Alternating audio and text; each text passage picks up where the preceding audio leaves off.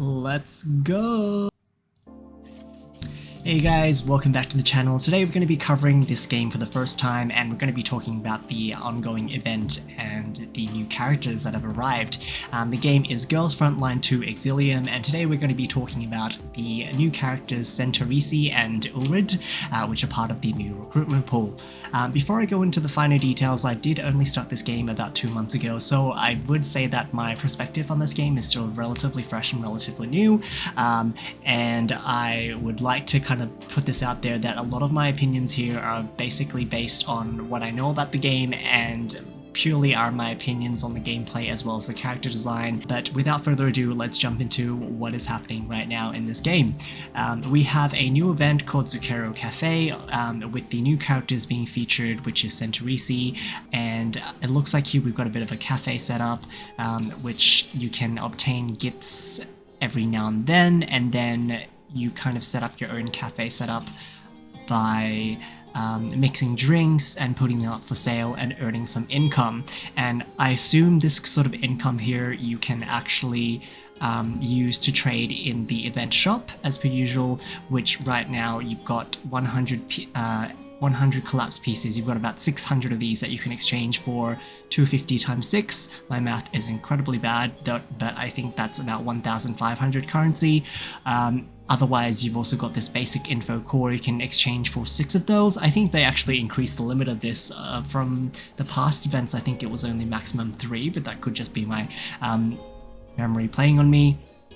And then we have the access permission recruitment passes for both the targeted access permission as well as the standard pool. So these are for both the standard and limited event character pools, and you can get 3 of these each, which means about 1,200 currency for this. And then again you have this looks like it's designed for Centaurissi rather than Ulrid, and the common keys that you can use as her equipment, and then all of the general stuff based on, you've got the Centaurissi gifts as well as the attachment supply boxes. Definitely would recommend really earning this currency and playing this event within the next 2.5 weeks to kind of buy out the shop so that you can use these as useful resources, especially for some of these like the basic info core, which is a little bit harder to come around. It takes some time to farm those with boss fights. Otherwise, these transcription conductors, it also uses a lot of stamina usually to be able to farm these for character progression and level progression and skill progression, limit breaking and whatnot. So definitely the event shop, these prizes that come around, I would use as an advantage to gain these resources as quick as possible and as many as possible for any future character levels, especially more so if you are planning to pull for Centaurissi or Ulrid, which are the newer characters. I would definitely recommend buying out the shop so that you have the most resources you can get in order to strengthen her as well. It looks like there are multiple stages to this that you can unlock even more resources. You can get 2 extra access permission passes for the limited recruitment, and then you've also got the premium, which is the collapse piece, the currency to pull and buy items. You can get 400 extra of these, so you can get a total of 1,000 of these collapse pieces and 5 of the targeted access mission. So that's 5 free pools for the Centaurissi, and then basic info core you can get 2 more, so a total of 8 basic info cores, which is pretty good, and I definitely will be farming here. And it looks like you get a bit of a shop rating here depending on what the amount of things that you buy from the shop, and then as you progress through there, these tiers of merchandise shops start unlocking for you. So that's kind of like the gist of the event. I guess ways to earn currency other than mixing drinks and selling them in the cafe as a shop. You can also have a story event campaign which is happening over here. I believe this is the Centaurissi story, which I have not played through yet, but I think these you can gain quite a bit of currency or quite a bit of collapse pieces, as well as the store currency as well, which is part of which should be part of the shop currency or the quests that you can complete here. So as you can see, it says sell a total of 30 velvet lattes and you get 200 of the currency. increase total sales to 200, you get another 200. Quite a few things that you could actually do in this event to kind of earn that currency, which is great. And then it looks like there's a few sections to this cafe. Like this, it's kind of cute, this kind of interior. I don't know if we can like drag and drop people anywhere, but it says one click collect. Oh, there we go. You collect these stickers as well. It's just a reminder to collect your rewards from maintenance as well, which should have come through as 200 collapse pieces with the server maintenance compensation. Now, down to the characters that we have for this time around, but the gold tier characters, we've got Centaurissi, which is the maid, hence the cafe event. And I think there are a lot of comments circulating online on how great her design is as a character design, and I think this really captivates a lot of fan base, which, you know, maids with a gun, who doesn't love that? And she is I'm pretty sure she's like an assault rifle user. Yeah, so she's a medium ammo assault rifle user. This is her weapon, designed for her, and it looks like when healing with active skills, if the target's stability is less than 1, restores an additional 2 points of stability to them. This can trigger at most 1 time per turn. When the user's stability is full, healing and damage dealt are increased by 20%. So definitely a healing powerhouse kind of weapon, which boosts not only, you know, target's stats, but also her own healing and ability gradually from the skills that she gains from this weapon. I've heard that this weapon is definitely not a must pull, because there are alternatives in assault rifles as well, such as the Golden Melody, that you can use in place of this, so I wouldn't go crazy in pulling for this particular weapon. If we look at the skill set over here, so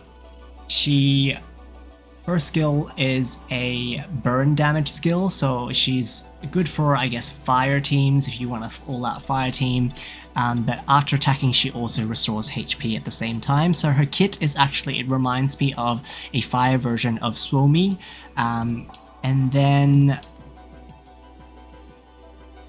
it also says they gain heat recovery as well.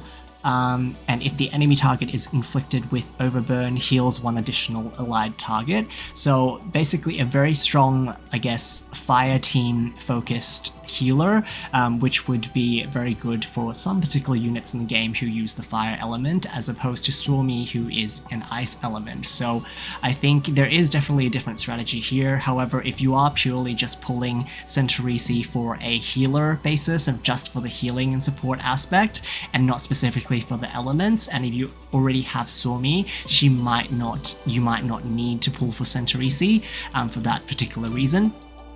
Her second skill restores total HP equal to 150% of attack to the target and all allied units within 3 tiles. The healing is distributed evenly among all targets, so AoE healing deals AoE physical damage to 50% of attack to all enemies within range. If the enemy targets have Overburn cleanses 2 of their buffs. So again, debuffing and healing at the same time, as well as with a bit of a attack. She is definitely a support, kind of dishing out that extra additional damage here. Unfortunately, this skill is just physical damage, so it's not fire damage, so I think only the first skill has the fire element applied to it. So having said so that she is quite good for a fire team, it still has its limitations. Afternoon Tea Break restores HP equal to 100% of attack to all allies. So it looks like her healing scales off of attack. So it looks like this one you want to be maximizing her attack as well as her support in order to dish out that support and kind of multi-level stat bonus. And again, it cleanses 2 debuffs, so very good healer support as well as debuffing enemy targets, removes fear and stun, and restores up to 7 points of stability index to the ally with the lowest stability index. So a lot of stability index boosting stats here as well. Generally, her kit is quite satisfactory. I would say if you don't have a Swarmy or any other support units of like, she's definitely worth pulling for. But again, to note, a lot of these character designs, if you're not very meta focused and you are generally more interested in the design of the characters, and that's the kind of gameplay that you're looking for, and that's why you enjoy this game, I don't see why there is a reason not to pull for this character. So I say if you really enjoy her design, and you definitely should go for it. At the start of the battle, this is her passive skill. She gains heat recovery. When the user is under the effects of heat recovery, increases damage dealt by 20%. When healing, additionally heals 10% of the user's max HP. And after active attacks, applies overburn for 2 turns. So a lot of things going on here.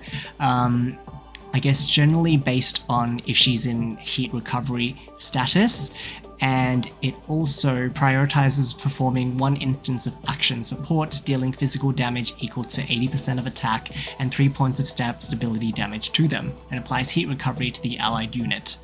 So a lot of these, only the first skill is really burn element. As with most characters in this game, they only have one particular focused elemental skill. Most of the other skills are physical damage. But there's a lot of potential here. Unfortunately, if you already have Somi and you are looking for just a pure support unit, I don't think she outshines Somi.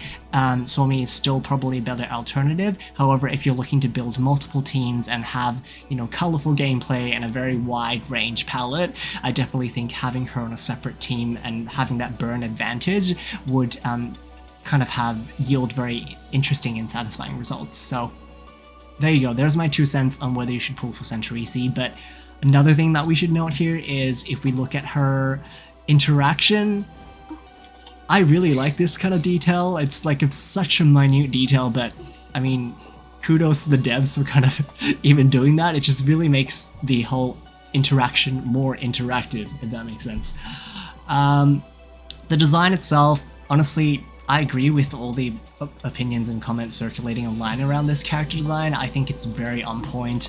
I think if there's anything that's going to have a figure or a figurine come out, it would definitely be one for this particular character, and I would not be disappointed. So, what's not to like? She starts off by gaining heat recovery, and I believe the heat recovery status gives her overburn after an active attack to the enemy, and then when an enemy within range takes targeted damage from an allied unit, she performs 1 support action and gains confidence index and applies heat recovery to that allied unit. So a lot of boost happening from this heat recovery status alone, and the passive there just making her a very good support unit. So if I actually go here and we don't want to heal anything yet, so I would say let's try and target one of these guys first. Or actually, what does this do?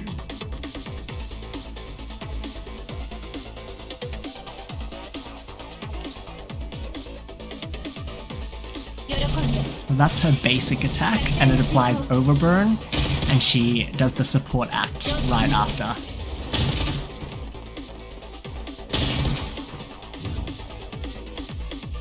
Just took out 3 enemies by supporting the team. What is this?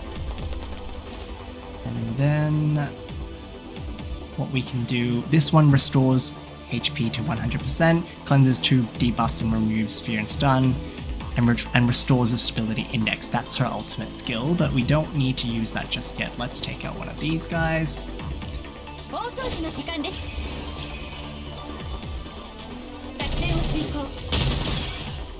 Nice. Oh, I need a bit of healing here. Oh, alright. Let's do this.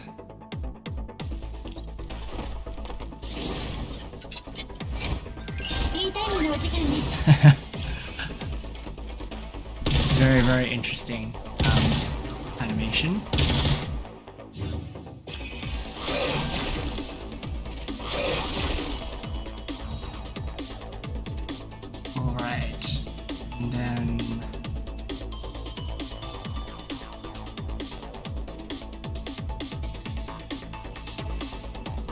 let's try this skill here. I want to heal this guy.